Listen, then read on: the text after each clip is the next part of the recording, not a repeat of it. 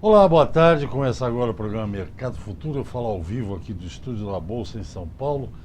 Hoje é uma quarta-feira, então aqui o centro da cidade, como vocês sabem, cheira a feijoada, porque até eu não consigo entender. Toda quarta e todo sábado tem feijoada. E feijoada não vai peixe, mas hoje a gente não vai falar de feijoada, vai falar de peixe. O Brasil é um país curioso, eu não sei, vou conversar com o meu entrevistado para tentar entender. Mas eu estou chegando à conclusão, é pura conclusão minha, não tem base científica nenhuma, que a relação do brasileiro médio com peixe ou com coisas que vêm do rio ou do mar é um problema cultural, porque eu nunca entendi um país que tem uma costa, por exemplo, como Portugal, que é pequenininho, né? Vocês conhecem, é só olhar o mapa mundi, o Google, essas coisas. Come tanta coisa que vem do mar, peixe inclusive. E o Brasil com uma costa gigantesca, eu não tenho número, mas seguramente deve estar bem longe o que a gente consome de peixe do que é recomendado pela Organização Mundial da Alimentação, imagino eu. Isso são todas as minhas imaginações, tá? E eu não entendo por quê. Eu nem sei se o peixe no Brasil é mais caro que em outras partes do mundo. Eu tenho a impressão que não. Mas esse é um outro assunto que eu vou entender. O fato aqui, gente, é o seguinte: foi criado recentemente a Associação Brasileira de Piscicultura. O Brasil tem uma costa enorme e não é só peixe de mar. No Brasil também, a minha esposa, por exemplo, um tio dela foi durante um tempo o maior produtor de camarão em cativeiro no Ceará. Hoje não é mais. Hoje, onde ele produzia camarão, hoje é aquele negócio pôr de galinhas. Acho que a praia inteira era da família lá. Então tem o peixe do mar e tem peixe de rio, peixe de lago, enfim. Você seguramente aqui em São Paulo, você seguramente come e já comeu agora a moda, que é o filé de peixe de São Peter, não comeu? Que é a tilápia. Não sei porque que deram outro nome para ela. Bom, criaram a associação, eu vou saber porque que criaram a associação. Vou parar de falar. Comigo aqui Francisco Medeiros, ele é o secretário executivo da Peixe BR, é isso? Associação Brasileira de Piscicultura. Francisco, como diria o esquartejador, vamos por partes. Para que vocês criaram a entidade? Bom, primeiro, boa tarde a Boa todos. tarde. Né? A PGBR, Associação Brasileira da Piscicultura, o segmento da piscicultura no Brasil é um segmento que tem algum tempo, mas que somente na última década que ela começou a ter uma importância econômica. Primeiro por fatores culturais que você acabou de enumerar, lembrando a nossa feijoada da quarta-feira e não a peixada. Isso. Apesar que na minha cidade, em Cuiabá, sexta-feira é dia de peixada. Hoje é quarta, sexta? Sexta-feira. Aqui também se come peixe, mas pronto, peixe. Então já temos algo em comum. Mas o setor, nós chegamos a um determinado momento em que o consumidor brasileiro já estava consumindo mais peixe advindo da piscicultura do que efetivamente da captura. Sim. E o negócio começou a se tornar business mesmo, ou seja, deixou de ser um negocinho de chácara para começar a se tornar um negócio da cidade grande. E tudo que cresce, ele cresce, traz resultado, mas ele também traz uma série de problemas junto com ele, tá? Eu sempre lembro de um amigo meu agrônomo que ele falava que se você tem um pé de maracujá, você tem maracujá a vida inteira para atender vocês e toda a sua família. Se você planta 3 pés de maracujá, aparece tudo quanto é praga do mundo para comer teu maracujá. É uma boa explicação. Então, quando o setor começou a criar corpo, começou a criar musculatura, começaram a surgir uma série de problemas, tá? E problemas que, inicialmente, esses problemas eram problemas dentro da porteira, para dentro, onde o produtor, com seus recursos humanos e financeiros, resolvia. Mas quando ele começou a ir para o mercado, esses problemas saíram da porteira e começaram a ser um problema comum de todo o setor. E igual os pés de maracujá, começou a aparecer problema de tudo quanto era lado, e mesmo os maiores grupos têm dificuldade, tinham e têm dificuldade em resolvê-lo sozinho, né? Então criou-se uma ideia que nós tínhamos que juntar para tentar junto construir um novo segmento do agronegócio no Brasil. Quando a gente está falando da associação, a gente está falando só de peixe sem não capturado? Isso é Peixe importante. de criatório. A piscicultura significa criação de peixe, Ok. uma atividade de criação. Aqui nós não incluímos a pesca, Uhum. ok? É somente de produtores. E o que eles criam? Bom, hoje no Brasil o peixe que mais se cria é a tilápia. É o São Peter. Inclusive o São Peter, né? E na sequência nós temos um grupo de peixes, a gente chama de peixes nativos, denominados de peixes redondos. O que são os peixes redondos? Pacu, tambaqui, pirapitinga e os respectivos híbridos, que é o cruzamento desses peixes, que tem um formato redondo. Esse é o segundo segmento. Hoje nós temos uma produção em 2014 de aproximadamente 275 mil toneladas de tilápia e mais de 215 mil toneladas aproximada desses peixes redondos. Então esses são os dois principais grupos. 1 milhão de toneladas. Hoje a estimativa da Peixe BR que nós produzimos no ano de 2014 585 mil toneladas de peixe.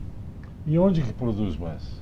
Bastante São Paulo, interessante. Rio de Janeiro, Bahia. Bom, hoje nós temos os dados do IBGE. O IBGE, o ano passado, pela primeira vez, ele entrou no cenário fazendo uma estatística que até então nós tínhamos estimativa do Ministério da Pesca e de outras instituições.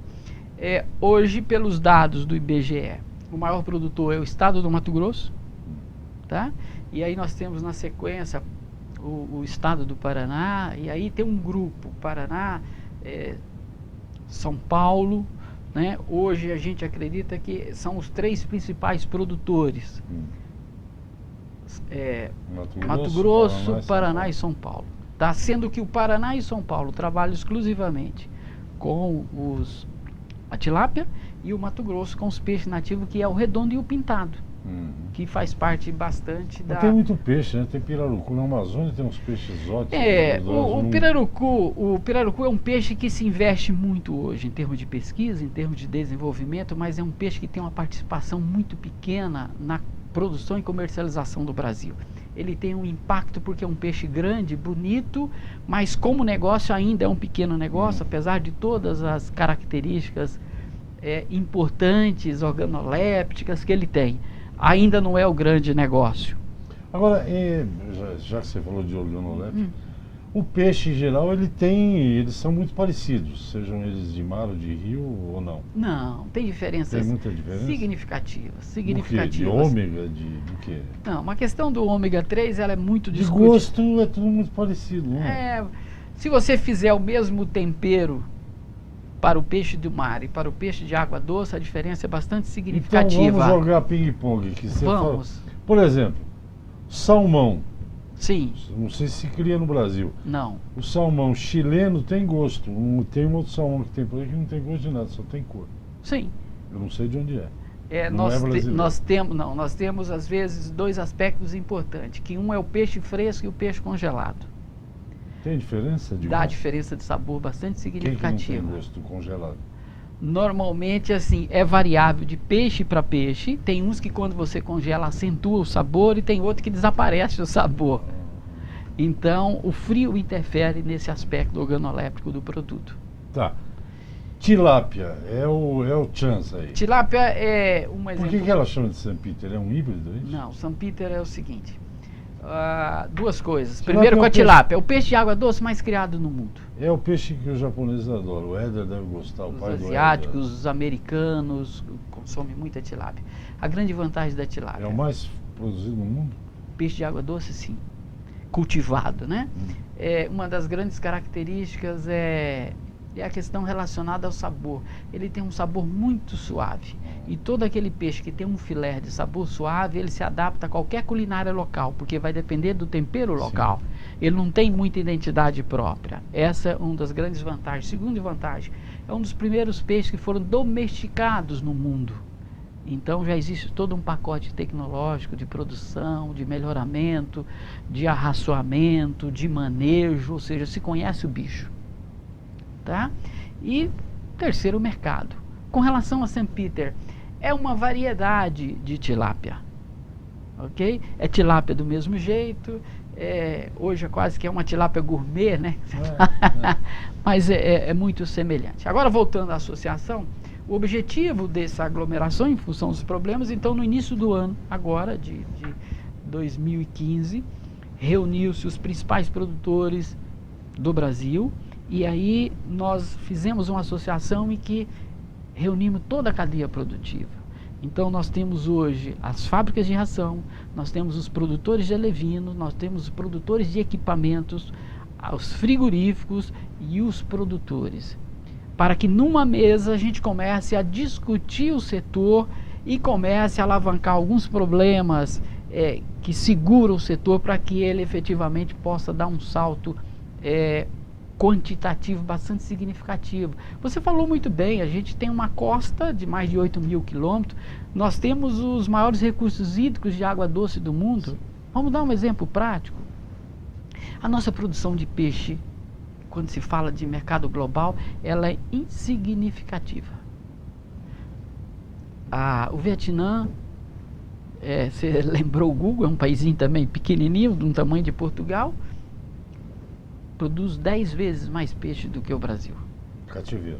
Em cativeiro, piscicultura. Nós estamos aí produzindo 585 mil toneladas. A China produz mais de 30 milhões de toneladas de peixe em cativeiro. Então, Eu vou ter que te interromper, a gente volta já. Voltamos sim. Eu lembro só a curiosidade, o programa Mercado Futuro também é almanac, né? O almanac é aquilo que está cheio de coisa inútil. A gente lê, mas não serve para nada, né?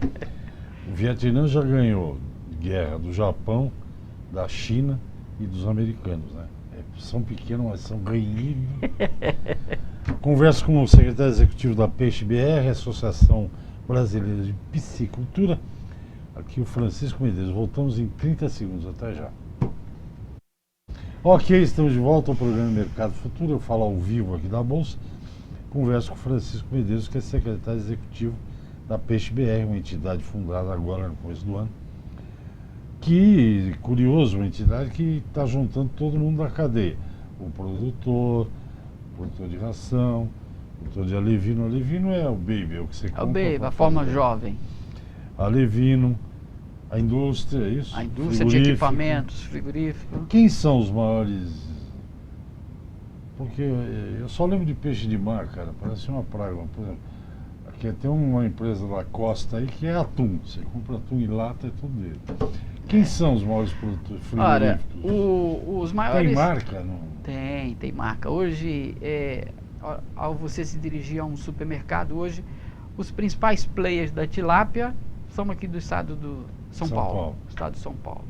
Então, as principais redes de supermercados, você vai encontrar aproximadamente 4 marcas mais importantes aqui do estado. De tilápia? De tilápia. Curioso, eu nunca comprei por marca. Mas... compra por marca. E principalmente hoje quem está nas principais redes são quem acaba se destacando mais. Nós temos no Paraná uma rede muito importante e tem o pessoal do peixe nativo, que é principalmente hoje Mato Grosso do Sul e Tocantins. Esses são os que lideram a questão dos peixes redondos. Os redondos. Os redondos, que geralmente eles não chegam nas redes de supermercados embalados, eles são vendidos na sua maioria, frescos. Então você chega nas principais redes, ele está o peixe inteiro lá na gôndola para você fazer o processamento. Enquanto que a tilápia, a principal forma de comercialização é o filé, preparado, congelado, normalmente em embalagem de 500 gramas ou 1 quilo. Entendi. Ok? Essa é a principal característica. É curioso, o bairro que eu moro tem uma peixaria, mas antigamente tinha muita peixaria, hoje não tem. Sim. E na peixaria você encontra coisa boa. Porque eu como peixe congelado, óbvio, né? Você não acha do sujeito. Mas tem uma peixaria agora. O preço é maior, mas o peixe é melhor também. Sem dúvida. Normalmente a peixaria ela tem flexibilidade para trabalhar com peixe fresco por conta da logística dela.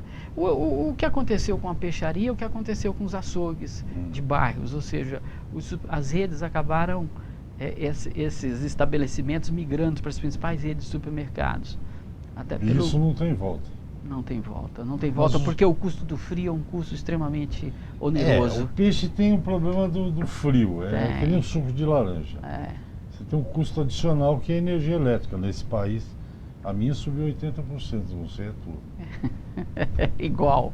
E vai continuar alta, você conforme o continua ministro. gastando, tomando o mesmo banho, só que o preço ficou duas vezes, três vezes mais caro. Muito mais alto. Como é que você conserva? É tudo na base do... Tudo na base do gelo. A comercialização hoje do peixe vivo é uma coisa mínima. É gelo. O peixe saiu da água, ele entra no gelo e só sai do gelo para ir para a panela. E se for fazer sashimi ou ceviche, nem do gelo ele sai, continua. Agora, como é que é feito? Por exemplo, normalmente, vamos falar da tilápia, né? Uhum. Ela sai do criatório, normalmente o criador tem já um frigorífico ou não? Não, nem sempre. Ele vai para algum nem lugar? sempre, nem sempre. Bota no Existe caminhão. alguns produtores, uns grandes produtores que têm os seus frigoríficos. Mas via de regra sai do produtor para um frigorífico, é processado, frente à inspeção da vigilância sanitária, e somente após esse processamento com uma inspeção é que ele vai para o ponto de comercialização. Quais são os principais problemas do setor hoje? Já que você falou que a entidade... Esse foi o objetivo. Quais são os... Bom, o primeiro, onde pega, né? onde que pega? Onde que pega mais hoje chama-se licenciamento ambiental. Tá? Não é um problema só de vocês. De todo o setor. Mas como nós somos o último do agro, ou seja, a gente está sofrendo mais do que outros setores, por incrível que pareça. Principalmente a água, que é um bem muito valioso, há uma avaliação, uma preocupação muito grande, seja dos organismos federais e estaduais com relação à liberação. Mas o problema não é a questão do cuidado. O que faltou, o setor cresceu muito rápido e os estados não tinham legislação específica para a atividade. Alguns estados fizeram ações de liberação e outras simplesmente travaram, né? E algumas foram muito cuidadosas. Vou dar um exemplo: o estado de São Paulo. O estado de São Paulo hoje é o estado que tem a legislação mais rigorosa do país, e isso está influenciando diretamente nos investimentos no estado. Tá? Nós temos outros estados... Para o bem ou para o mal? Tá. Para o mal, porque, vamos dar um exemplo, o investidor, você pega Ilha Solteira, o investidor pode vir para São Paulo ou para Mato Grosso do Sul. Tá? A legislação em Mato Grosso do Sul é uma legislação mais coerente com uma atividade. Está dentro da lei, não está fora da lei. Então o investidor, por uma questão de segurança jurídica, ele atravessa a ponte, investe do outro lado, no mesmo rio que o investidor que está no lado de São Paulo não consegue viabilizar. Esse é um risco hoje para o Estado. Agora, qual o problema ambiental alegado? Não veio criar peixe com água. A água sim, tudo bem. O que acontece basicamente é o seguinte. Polui? Tem isso? Não, o peixe polui porque ele come e defeca. Bom, todo mundo... Normal. Mas existe uma legislação... que o pum da vaca... Está interferindo aí. Agora, e o nosso também não interfere? Não é cheiroso. Todo mundo solta pum, né? Existe o Conselho Nacional do Meio Ambiente, controla a qualidade de água, principalmente por um mineral que chama-se fósforo. E ele estabeleceu que o curso d'água só pode ter no máximo 30 miligramas de fósforo para cada 1.000 litros. Porque isso é o que vai provocar, a gente chama de eutrofização, uma proliferação excessiva de algas dentro daquele corpo d'água. Aqui, por uma questão histórica de não tratamentos de efluente das indústrias e às vezes das próprias cidades, a carga de fósforo na água é muito alta.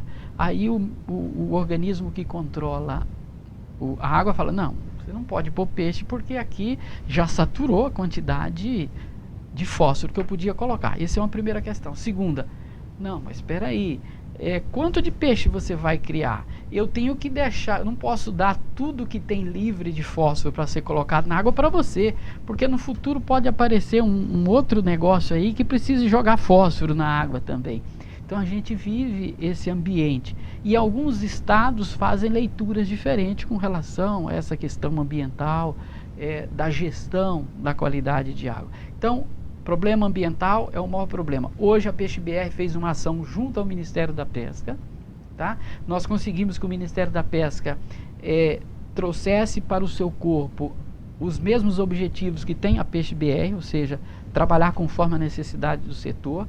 E foi feita uma ação em todos os estados do Brasil, onde se fez um estudo da legislação ambiental e entregou para o secretário do Meio Ambiente, para o governador, uma legislação para ele criar no seu estado.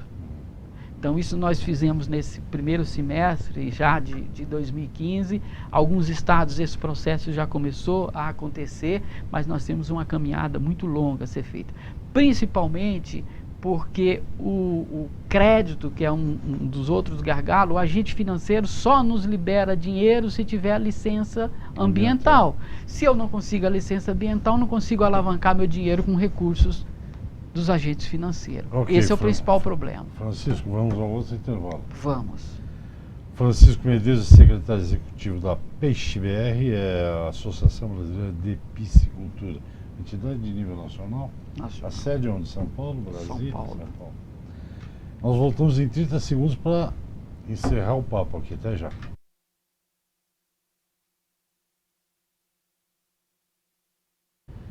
Ok, estou de volta. O assunto hoje é peixe criado em cativeiro, que são representados os produtores de indústria, frigorífico, produtor de remédio, pela Associação Brasileira de Piscicultura.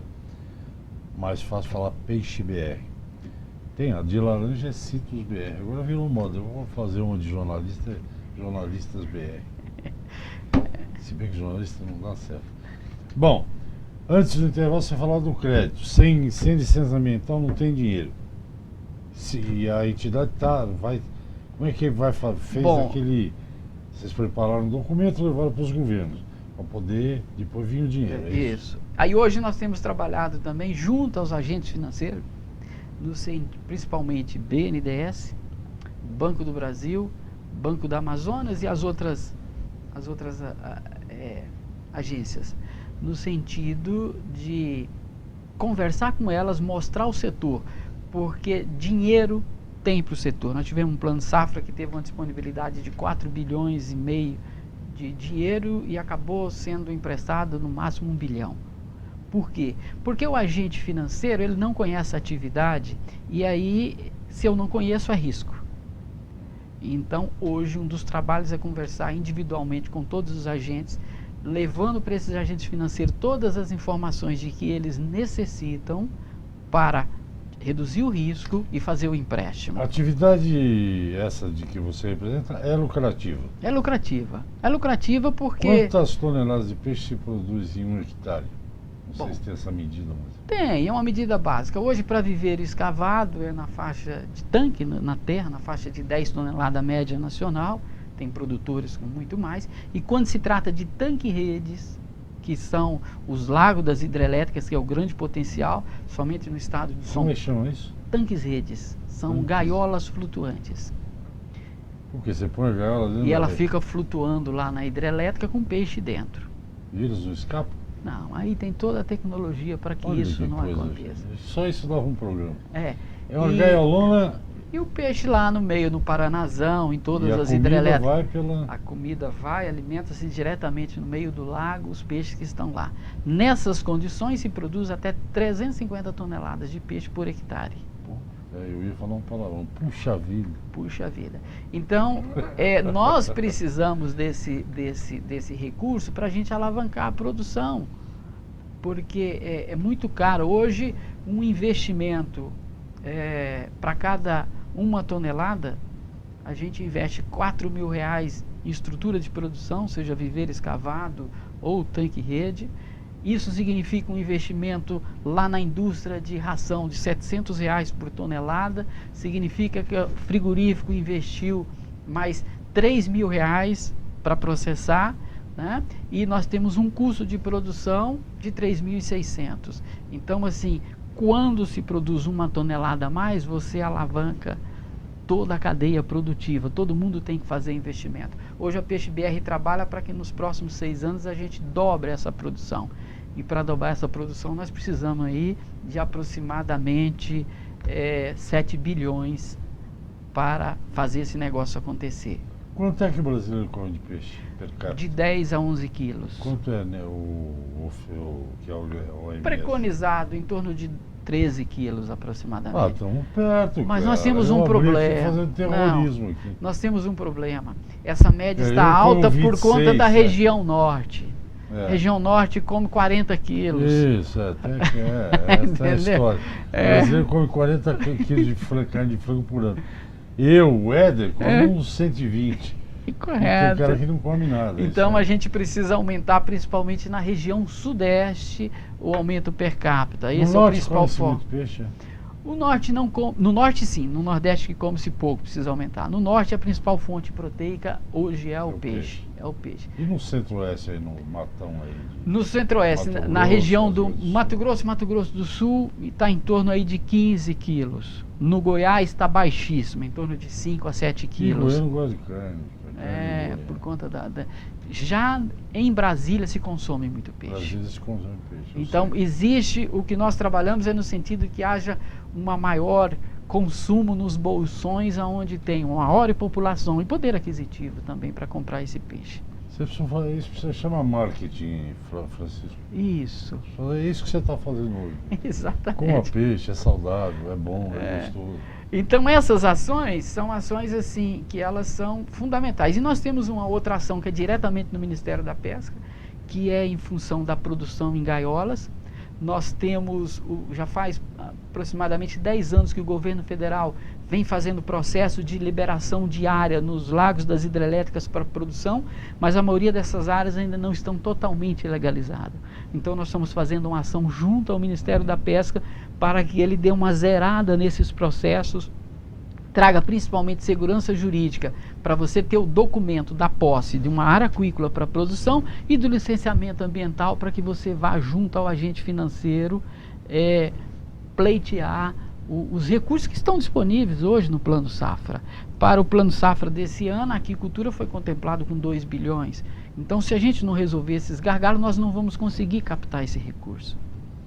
Gente, tem dinheiro. A coisa que eu mais ouço falar aqui é a ideia é boa, mas não tem dinheiro. Vocês têm dinheiro e têm ideia e não conseguem. Aí tem o gargalo. Daí a importância da Peixe BR no sentido de contribuir com os agentes financeiros e com o governo nessa solução de problemas. E hoje a gente vive uma situação inédita, que é a onda de o fechamento do Ministério da Pesca e Agricultura. Para o setor hoje, isso não é bom, porque nós estamos num momento de conclusão da legalização de toda essa questão ambiental e de legalidade de títulos, em que essa interrupção vai atrasar aí mais, no mínimo, uns 2, 3 anos, até que o governo se reestruture novamente. Mas isso é assunto para outro dia, que nosso tempo certeza. acabou. Aqui acabou. Francisco, muito obrigado pela sua presença, pelas informações. E eu estou à disposição. A gente vai voltar a conversar aqui para entender melhor esse negócio de peixe em gaiola. Vocês pensam que só passarinho em gaiola, peixe na gaiola também. Muito obrigado, até a próxima. Agradecido, um abraço. Gente, é isso. Amanhã eu estou de volta no mesmo horário. Até lá.